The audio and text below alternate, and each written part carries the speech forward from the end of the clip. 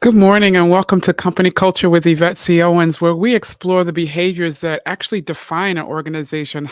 It really defines the reputation. And this morning, I wanted to talk about reputation and how others can influence that if you don't control your reputation and how you really manage your reputation. It's reputation is a good thing and it should go before you in a good way. Your reputation should speak well of you, and when there's people around us that want to blame us for things or for their missteps or their lack of follow through, we can end up with a poor reputation. So again, this is Yvette Owens of Company Culture with Yvette C. Owens.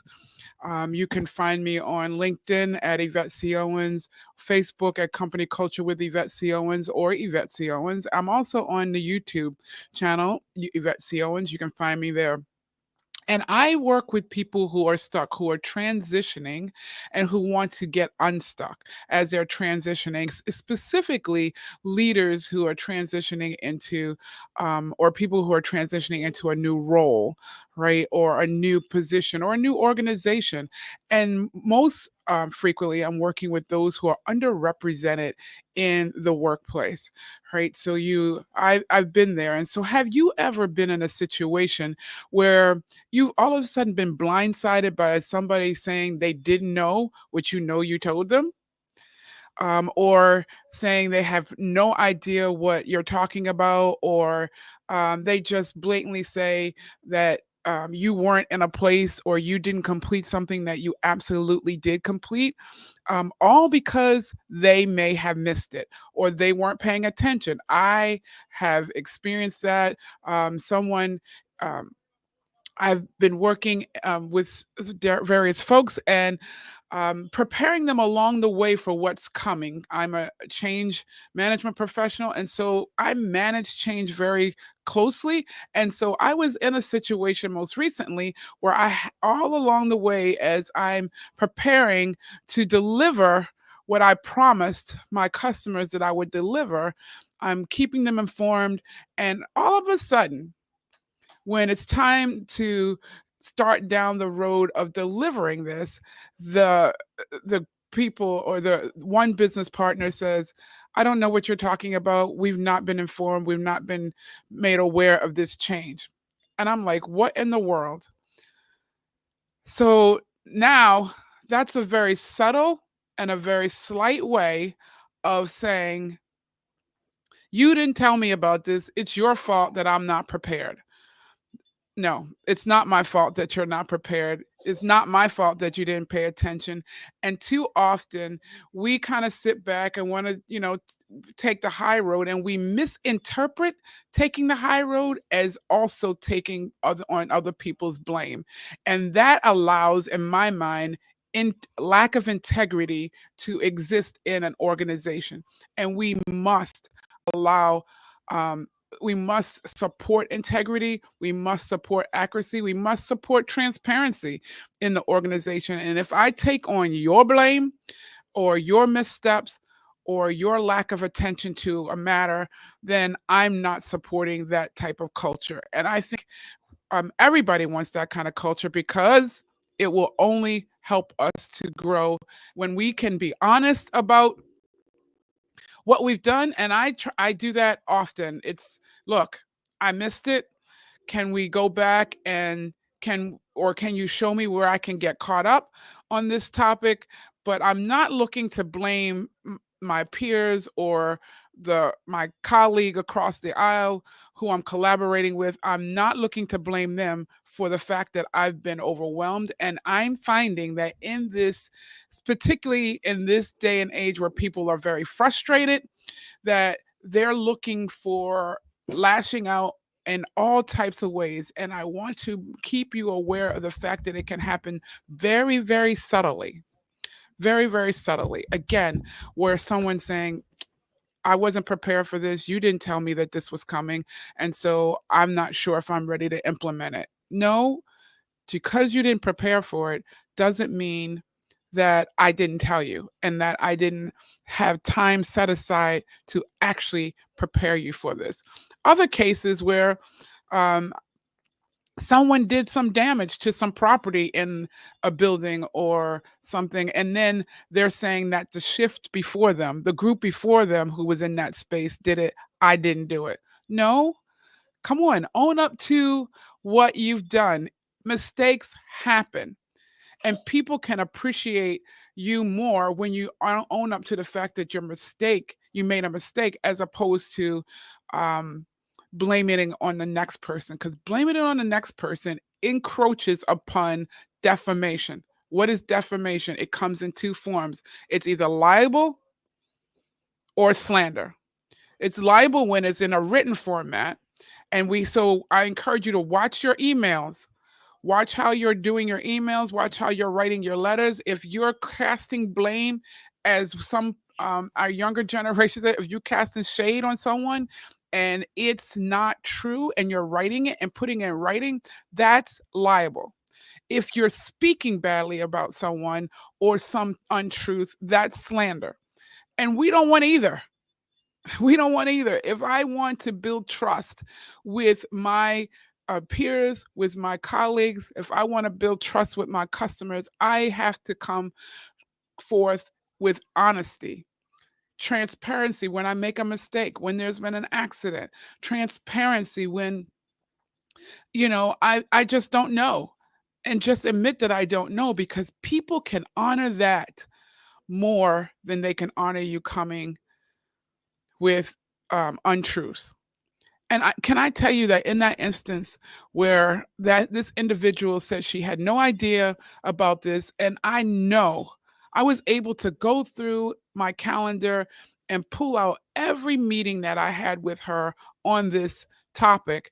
I was able to pull out every conversation where she was in attendance, just not an invitee, and prove that she absolutely was a part of that conversation. So her uninvolvement, her disengagement was not um, my fault. Was not my fault. So I want to encourage you: don't take the blame when others have a misstep. Don't take the blame when others have um, an issue, or they've made a mistake, or they are casting it on you. So how do you do that without coming across, defensive? Because your reaction also dictates how people see you. Even in every scenario and every situation, our reaction is reflective on us, not on the person who's causing me to need to react, right? And we don't want to have that knee jerk reaction where we want to go off on somebody, or just lay into them because they're lying. So let's just talk about the truth. That's lying. But what we want to do is to be able to, in a very diplomatic way, say, no, we are where we are, and I understand if you're feeling that you're not aware. However, here's where we've laid it out. Here's what I took away from those situations or those conversations that we had, which is how we've been able to make decisions as to how to support you well in this space. See how this conversation can go? So it's like, no, you were informed. This is what we heard from you. This is how we responded to what we heard. And so, how can I help you get further up to speed? How can I help you get well versed with this topic? That's how you would address that without allowing them to cast the blame on you. Because honestly, I was blindsided. Why? Because one, I've worked with this individual for a long time. And so my character should be known by her. So a lesson learned: let's not assume that people really know and understand your character, because when their push comes to shove, or even appreciate your character. Because when push comes to shove, when people are frustrated, when people are really at their end, they lash out and they don't care jack about your character. And so that's where defamation, they can deflect back on you, and you have to be confident enough and in a really good place where you know that you know that you know that you covered all steps, you've taken the right steps, you've done the right things, and you positioned your customer and your clients, you position your colleagues to succeed. Always, let's always do our very best to position our colleagues and our clients and customers to succeed. And they will appreciate it, even if they come back with nonsense. Right? Even if they come back with, no, you didn't do this, have everything laid out. I believe that my underwriting background um, really taught me really strong documentation principles and discipline well, that I was able to document well, able to lay out everything that has taken place well, so that I could go back to what happened. In the day of digital technology, we can record conversations with the parties and awareness, so that people know that we're recording, so that we can be more engaged in the conversations, right? And you're not so busy trying to take notes. But it also allows you to go back and revisit and really hear what happened in that space. Maybe I wasn't as clear as I needed to be, but I do believe, and I know in this instance, where blame was being cast on me for somebody not paying attention, that over a course of 18 to 24 months, this person had been prepared for this change that was coming. And I was not going to allow them to blame me for not paying attention and not preparing their organization for the change, not asking the questions. I'm always open for people to hear people's questions. I'm always open to collaborate and work through with them on what's happening and what's coming. But when you turn that around and act like that never happened, now we have a problem. Now we have a problem. And you do not have to accept someone's frustration. You do not have to accept someone's um, deflections or defamations. You don't have to accept someone's liable or slander towards you. You can stand your ground in a very diplomatic way, letting them know, here's what happened, here's what's transpired over X period of time, here's what we heard, here's the outcome, here's how I responded. And now that we're here, and how can I help you get back up to speed on what you need to do so that we can move forward? So I want you to take these steps and be empowered, because sometimes we think, again, that if I take the high road and just say, okay, it allows us to move forward. But you know what? In this scenario. I've again worked with this individual for a long time. I've had my leadership and people were around me on those other calls, and so they heard what happened before. So they knew that what was now being said throughout the organization, because it wasn't just on one call that this was said. It was said to another person, and then that person brought it to me as if I needed to rectify it. No. So I knew that it was being said in multiple places. Again, when you look up defamation, it's either libel in written or slander in oral. So even the slightest thing of saying someone didn't complete something that they did is slander. And you do not have to accept that. Make sure you've covered yourself. Make sure that you're able to speak to what happened and how you helped to overcome those things, how you addressed what was shared. And now that you're here, now that we're in this space, how we're going to move forward. Because at the end of the day, yes, I took all the steps that I mentioned. Yes, I did prepare this customer for what was coming. But now we're here and she's not prepared. So now I take the steps to get her caught up without owning her lack of attention to the subject matter. And you can do that very tactfully. You can do it without casting shade back, because we never want to succumb and come down to the level that somebody is coming at us in a very frustrating, angry way. That's only going to accelerate or escalate um, a situation. What you want to do is come very calmly, very tactfully, very truthful with the facts, so that you can move beyond and accept the fact that we are here.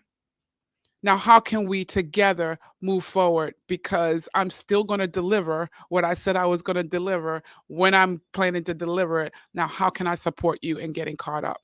So I hope this is helping. Again, if it's a scenario where someone put a hole in a wall in the shift before you, the work shift before you, and now you're getting a call and your leader is saying, hey, I came in and I saw that there's this hole in the wall, and they're saying that you guys did it on your shift. If you didn't and you know you didn't, then you need to be able to stand up for that and support that decision and support those around you and not take the blame. We do not have to take the blame. That's not what it means by taking the high road. That's not what it means. Taking the high road means helping someone move forward. And if you're feeling unstuck, if you're feeling that, especially as you're transitioning, leaders who transition into new spaces, people who transition into new roles can often be thrown into a shark tank, feel like they're thrown into a shark tank. The role seems very, very glamorous. It seems like, oh, this is an ideal place where I can grow and get to my next. And you get there, and it is not like what you had envisioned or was told. It's not. It's really more unorganized. There you see the dynamics of a team that is very dysfunctional, and you are being brought in to clean that up. If that's you and you need support in that space, connect with me, because that's where I'm able to help and have been able to help individuals who are transitioning into those spaces. And now all of a sudden, not only do they have to do the job that they've been hired to do, but they also have to now work through some of the situations that have prevented that organization or that team from getting to where they really wanted to go, which is why they're looking for additional resources. And you can get sponsorship. You never let your sponsors, you never let your leaders leave you out there hanging. Too often, folks are getting into new roles, and in those new roles, now they find that the support that they thought should be there or was going to be there is not there. Basically, someone brought you in and then left you hanging, and are off doing their own thing. And I help individuals like that work through those transitions to be able to be empowered to identify the core issues and to be able to rally the troops, get proper sponsorship to cascade messages, and to be able to get messaging come from the leadership. Because quite honestly, in every one of our roles, sometimes you have to have the leaders above you or the leaders of those organizations to speak and cascade a message down, because people will hear them in some cases more than they will hear you. So again, decide today. I'm going to manage my reputation, because good reputation precedes you. But guess what? Bad reputation does too. And in the scenario, the situation that I had most recently had, I have many, many years of experience in this space. So I have built up a reservoir of reputation, a reservoir of my character, so that those who might hear, whether they want to acknowledge it or not, but they will know what Yvette does and what Yvette doesn't do. And when they could hear this kind of rhetoric going on around my not preparing someone for a change that's coming, they knew that that was not true. But what if you're new in a space and somebody blames you? What if you're new in a space and someone starts to cast shade at you? You need to know how to work through those scenarios, and I can help you do that, because every scenario has some uniqueness. And having proper coaching through those places, have proper coaching through those times can be very beneficial so that you don't dig yourself into a hole and you rise above the situation. You take the high road, keeping yourself, your character, your reputation intact, even as you're building it in that space. So I'm happy to connect with you. You can reach me on the Diplomat Chronicles com, or you can reach me on destinyspeak.com. Reach out to me on LinkedIn and we can connect, or on Facebook at Yvette C. Owens. I'm happy to help you, especially if you're finding if yourself or your team is in this, because sometimes teams are subject to that. Sometimes teams are that scapegoat. What's a scapegoat?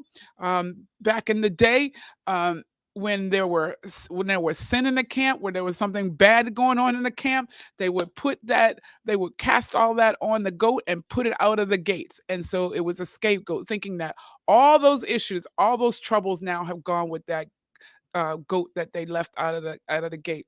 You're not going to be a scapegoat anymore to anyone or anything. Your team does not have to be take the blame for other people's um, lack of preparation, lack of attention to a matter. There are ways that you can rise above and also help people move forward, because that's really where you want to go. You need to get back into momentum. Okay, there was a glitch. How do we keep getting back on track? And so I'm happy to connect with you so that we can work together, get your team back on track, get you back on track, and you can be successful. Remember, it takes all of us to create a culture where everyone can thrive. And integrity must be in that type of a culture. Have a fantastic week. Have an amazing day. And until next week, we're here every Thursday at 7:30 a.m. I hope to see you, and you be successful in being you.